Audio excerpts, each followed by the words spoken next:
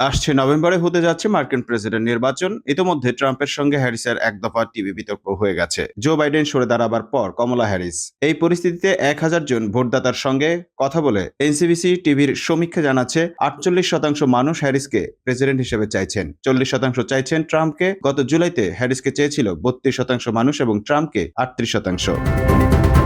NBC জানিয়েছে জুলাই ও সেপ্টেম্বরের পরিস্থিতির মধ্যে বিশাল পার্থক্য দেখা দিয়েছে। এনবিসি নেটওয়ার্ক জানিয়েছে 13 থেকে 17 সেপ্টেম্বর এই সমীক্ষা করা হয়েছে, তাতে ভুল হওয়ার সম্ভাবনা 3 পার্সেন্টেজ পয়েন্ট। সিবিএস এর জনমত সমীক্ষাতেও হ্যারিস ট্রাম্পের থেকে এগিয়ে আছেন, সেখানে হ্যারিস 52% ও ট্রাম্প 48% ভোট পাবেন বলে জানানো হয়েছে।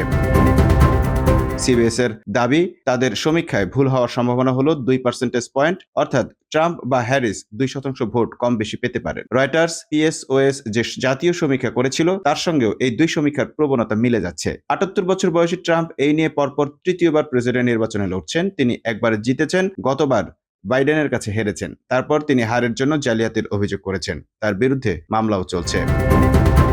59 বছর বয়সী হ্যারিস এখন ভাইস প্রেসিডেন্ট। হ্যারিস জিতলে আমেরিকার 248 বছরের ইতিহাসে তিনি হবেন প্রথম নারী প্রেসিডেন্ট। এনবিসিকে কুক পলিটিক্যাল রিপোর্টের সম্পাদক ও প্রকাশক এমি ওয়াল্টার বলেছেন, হ্যারিস লড়াইয়ের চরিত্রটা বদল করে দিতে পেরেছেন। আগে লড়াইটা ছিল বাইডেনের কাজের উপর ভোট, এখন তা হয়ে দাঁড়িয়েছে ট্রাম্পের উপর গণভোট। সিবিএস 18 থেকে 20 সেপ্টেম্বর 3129 জন ভোটদাতার সঙ্গে কথা বলেছে। তারা জানাচ্ছে আগস্টের সমীক্ষায় দেখা গিয়েছিল ট্রাম্প ও হ্যারিস দুজনেই সমান জায়গায় আছেন। এবার তাদের সমীক্ষার ফল বলছে হ্যারিস 2 পার্সেন্টেজ পয়েন্টে এগিয়ে গেছেন। Mamun Mahfuz, time news desk.